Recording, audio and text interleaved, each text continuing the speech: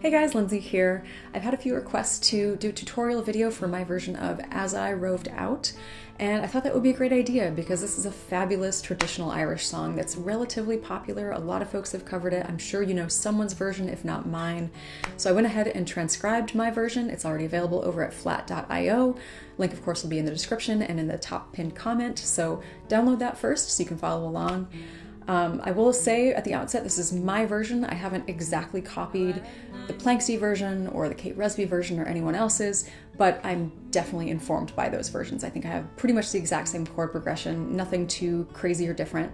So if you like what I do, you can definitely easily take a capo off or transpose to a different key to do, to play it more like Andy Irvine or more like Kate Rusby or whoever else you like. So I will go ahead and run through the chordal accompaniment, and I'll show you the right hand picking patterns that I do and the chord progression itself. Then I'll dig into the intro and into the Chord-melody instrumental, which will probably be better in this video than it was in the actual music video because I actually took the time to write it out and think about making sure every melody note was covered for the most part. So hopefully this will actually be a more useful video. Even if you don't want to learn exactly my version, I hope that you'll take it and do something of your own with it and just get some more inspiration and ideas from it. One thing to note before I get started is I noticed as I was writing this one out, I wrote it out in 4/4 because it felt like it had a duple meter feel. The chords would change every couple of beats on the 1 and the 3. But as I wrote it out, I was noticing that each phrase was at 3 measures instead of 4 measures, as you might typically expect in Western music. So I kind of wondered if it should be in a different time signature, but at the same time, this is folk music. It doesn't always conform to what we expect from a Western music perspective. So I left it as is. It's basically a 12 measure form or 4 lines of 3 measures each, and maybe you would notate it differently, but my thought is it gets the idea across. The notation is a map, it's not the landscape itself. So just an explanation about that. Probably doesn't matter all that much, so let's go ahead and just dig right in. All right, now we're in headless mode. We're gonna do this capoed at the 2nd fret, so it's in the key of A, but we're thinking in terms of G chords. So I'm gonna speak as if I'm in the key of G. In terms of the right hand picking pattern, I am using a sort of typical classical thumb assigned to the E, A, and D string, index on the G string, middle on the B string, and ring finger on the E string. I don't really stray from that too much on this song at all. And I have a couple of different approaches as far as what picking patterns I'm doing underneath the vocal line. You could just do a nice steady sort of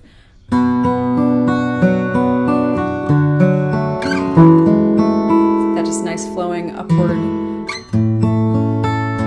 the whole time.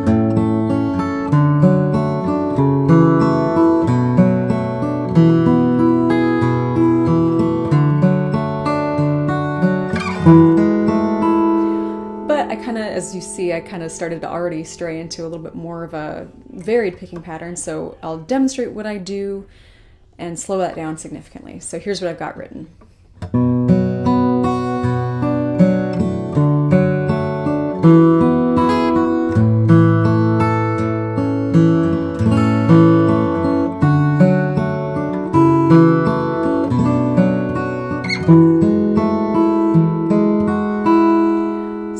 As you see so far, we've had an A minor chord to the C to this D, this kind of standard D with a little hammer on, G, G to C to G over B, nice A minor 7. I like to have that G in that chord. Feels very appropriate. And then there at the ends of I think that both the 2nd and the 4th line, I typically end up going up to that version of the D chord, that sort of C form split up, which is not really a true D sus4 chord because you do have the 3 in there, but you have that nice tension with both 3 and 4 in the chords, so it's really nice to play around with, and in the Celtic style of music, I think it just works really nicely to play with those sus chords a lot, so you'll see that I do that in many of my arrangements. As I said, I often will just do that sort of nice upward picking pattern, but sometimes I will throw in a different pattern, and I often will pick notes, or I'll pick times to do that when it sort of echoes the melody a little bit. So, to the meadows. So you get that, I'm hitting that melody note in the G, and the guitar is doing the same thing. So you can kind of vary what you do with that, but that's what I tend to do. So we'll do the second half now.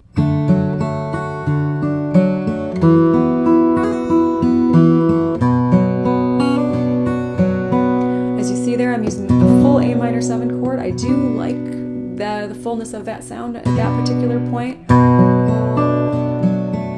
feel like the A minor 7 sounds just a little bit more nebulous and more C-like, to be honest. So for that point in the song, I do like the full A minor. And of course you get that nice little hammer on in there. Back to the C. Ending on that nice sussy D chord. So yeah, that's pretty much the gist of it. You will notice in the intro and in a couple times in the verses following the instrumental, I will throw in a nice F chord, a flat 7, as an alternative for the A minor. And the reason this works is of course because the F has two of the same notes as the A minor. You've got A, C, and E in the A minor chord, and F, A, and C in the F chord. And it works just in that particular point, I think, in the song because of where the melody is going. As you're hitting that A note, I roved out, and then dropping down to the G, which sounds good on the F, so it just kind of works as a nice sub to add a little bit more flavor. And then you go into the C to the G, to the D to the G, so you go from that flat 7 to the nice strong 4, 5, 1 progression, so you're not losing track of the actual mode of the song too much by throwing that in. So that's my personal little bit of extra flavor, but take that as you will. You may or may not want to do that. All right, now that we've talked about the chord progression and what I'm doing behind the vocal line, I will show you what I do for my intro.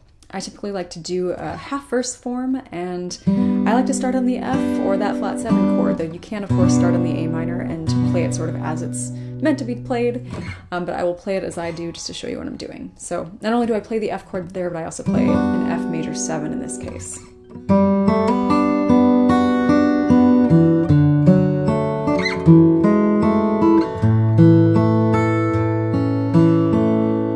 Second part, I try to throw in a little bit more of the melody into my playing.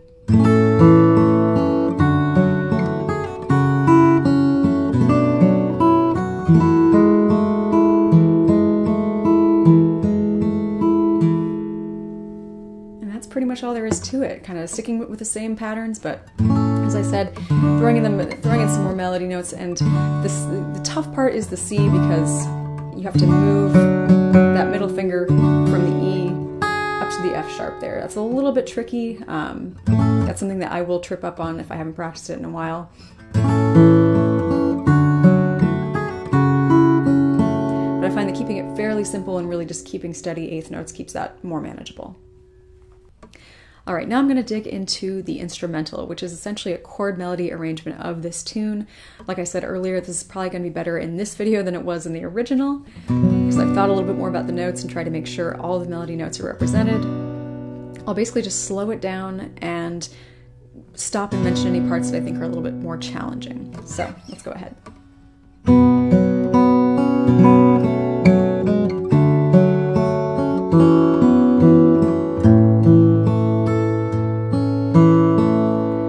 Notice it's not quite exactly as it might be sung. I've kind of adapted it for guitar, but it's mostly there. As I roved out on a bright May morning. So the only part that's a little bit maybe tricky is just remembering to go to that F sharp there on the A minor, but otherwise pretty straightforward. All right, now let's go to the next line, starting at measure 23.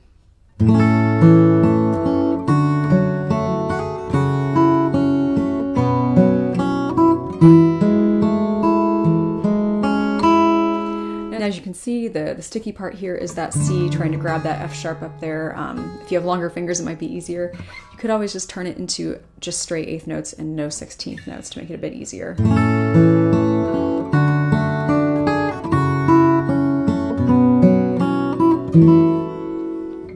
And going from that A minor into the D, as you can see, I grabbed it with my pinky at first, but I might suggest going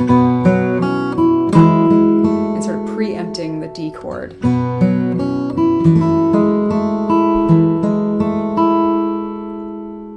All right, now moving on to measure 26.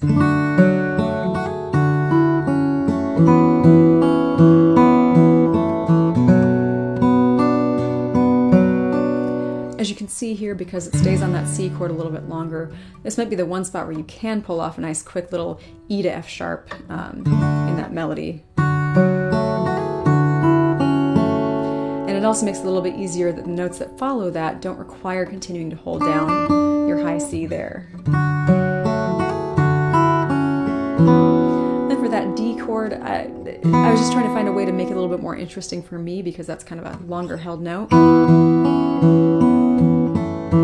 So I'm kind of pedaling off the low D a little bit. And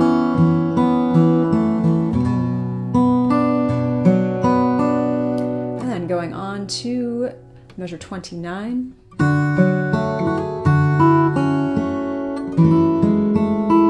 Same phrase again, same thing with the C, I mean.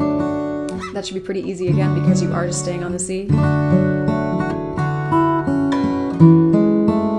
And here you could resolve to, because the melody itself would be resolving to that A, but as you can see in the transcription, I go to that chord, this version of the D chord that does not have the A, so it's a little bit of an artistic choice. If you do want to actually represent the melody more fully, I would just go to the standard A in this case.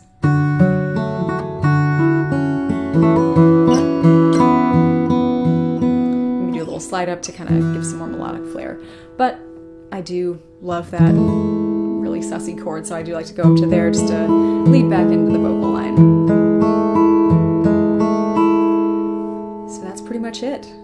Now I'll go ahead and play through each line slowly again with no pauses.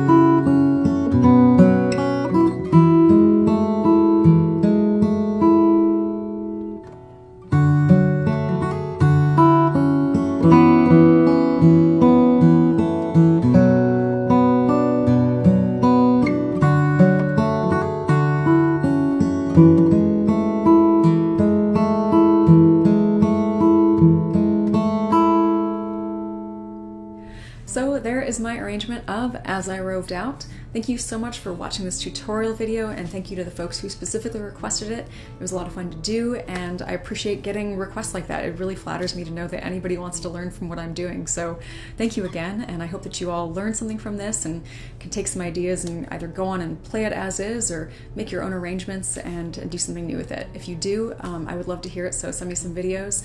And if you have any questions, you can follow up with me in the comments or send me an email, lstraw.music@gmail.com. And if you want to show some appreciation for this video, I do take PayPal donations. That link will also be in the description.